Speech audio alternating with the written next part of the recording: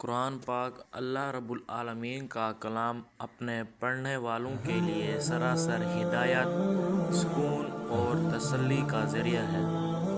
یہ کتاب اسے ایسے الفاظ اور پیغامات پر مشتمل ہے جو انسان کے دل کو تسلی دیتے ہیں، اس کی پریشانیوں کا حل پیش کرتے ہیں اور زندگی کے مشکل حالات میں امید کی کرن دکھاتی ہے۔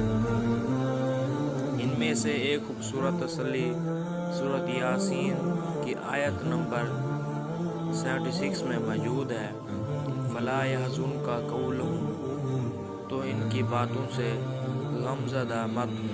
بسم اللہ الرحمن الرحیم۔ یہ آیت اللہ کی طرف سے رسول اللہ صلی اللہ علیہ وآلہ وسلم کو مخاطب کرتے ہوئے نازل ہوئی تھی، لیکن اس کا پیغام ہر مومن کے لیے جو لوگوں کی باتوں سے دل گرفت اور غمگین ہوتا ہے۔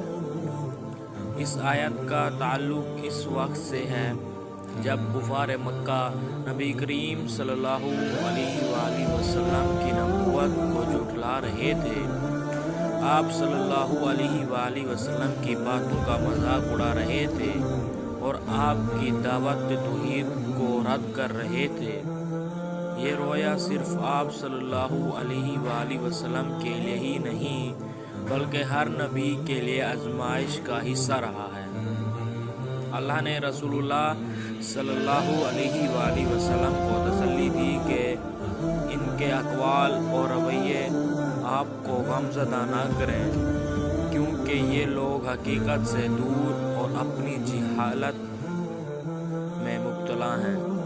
یہ آیت یہ پیغام دیتی ہے کہ اللہ کے راستے میں مشکلات اور مخالفت آنا معمول کی بات ہے اور مومن کو ان باتوں پر دھیان دینے کی بجائے اپنے مقصد پر توجہ مرکوز رکھنی چاہیے۔ رسول اللہ صلی اللہ علیہ وآلہ وسلم کی حیات طیبہ میں لوگوں کی باتوں سے دل آزاری کے کئی واقعات موجود ہیں، لیکن آپ صلی اللہ علیہ وآلہ وسلم ہمیشہ صبر، درگزر اور اللہ کی ذات پر بھروسہ کرنے کی تلقین کرتے تھے۔ ایک حدیث میں آپ صلی اللہ علیہ وآلہ وسلم نے فرمایا، جو شخص اللہ کے لیے عفو درگزر کرتا ہے، اللہ اس کی عزت میں اضافہ فرما دیتا ہے۔ صحیح مسلم کی حدیث ہے۔ یہ حدیث مومنوں کے لیے ایک رہنمائی ہے کہ وہ لوگوں کی باتوں اور رویوں کو دل پہ نہ لیں بلکہ صبر اور معافی کا مظاہرہ کریں۔ قرآن مجید میں مختلف مقامات پر مومن کو تسلی دی گئی ہے کہ وہ لوگوں کی باتوں یا رویوں سے پریشان نہ ہو اور اللہ کی ذات پر یقین رکھے۔ سورۃ آل عمران آیت نمبر 139۔ اور نہ کمزور پڑو اور نہ غم کرو، اور تم ہی غالب رہو گے اگر تم ایمان لائے والے ہو۔ سورۃ حجر آیت نمبر 97-98۔ اور ہم جانتے ہیں کہ آپ کا دل ان کی باتوں سے تنگ رہا ہوتا ہے، بس آپ اپنے رب کی حمد کے ساتھ تسبیح کریں اور سجدہ کرنے والوں میں شامل ہو جائیں۔ سورۃ فرقان آیت نمبر 63۔ اور رحمان کے بندے وہ ہیں جو زمین پر عاجزی کے ساتھ چلتے ہیں، اور جب جاہل ان سے بات کرتے ہیں تو وہ سلامتی کے ساتھ جواب دیتے ہیں۔ اسلام ہمیں یہ سکھاتا ہے کہ لوگوں کی باتوں کا جواب دینے کے لیے جذباتی ہونے کی بجائے صبر، حکمت اور نرم رویہ اختیار کیا جائے۔ اللہ تعالیٰ نے سورۃ عصر میں صبر کو کامیاب مومن کی صفات میں شامل کیا ہے اور وہ صبر کی تلقین کرتے ہیں۔ سورۃ شعراء میں اللہ تعالیٰ فرماتا ہے، اور برائی کا بدلہ اس جیسی برائی ہے، لیکن جو معاف کر دے اور اصلاح کرے تو اس کا اجر اللہ کے ذمہ ہے۔ سورۃ شعراء آیت نمبر 40۔ اللہ تعالیٰ فرماتے ہیں، اور جو اللہ پر بھروسہ کرے تو وہ اسے کافی ہے۔ سورہ طلاق آیت نمبر 3۔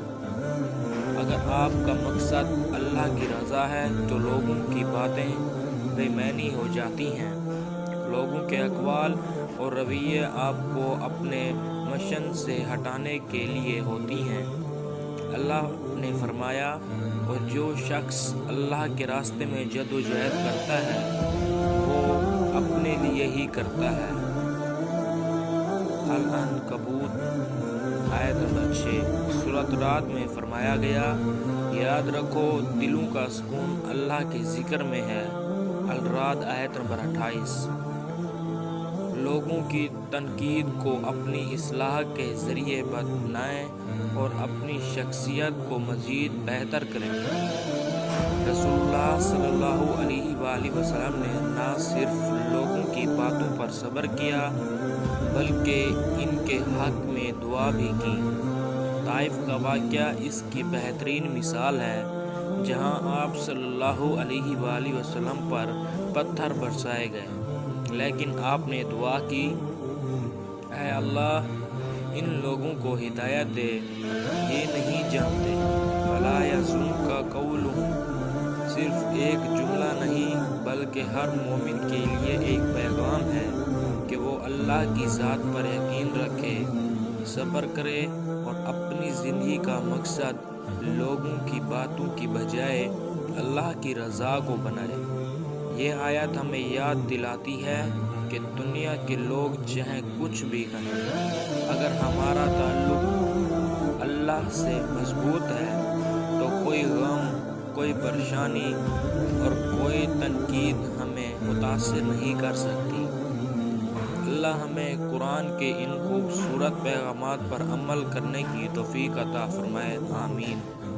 آپ سے گزارش ہے کہ آپ میرے چینل کو لائک اور سبسکرائب ضرور کریں، شکریہ۔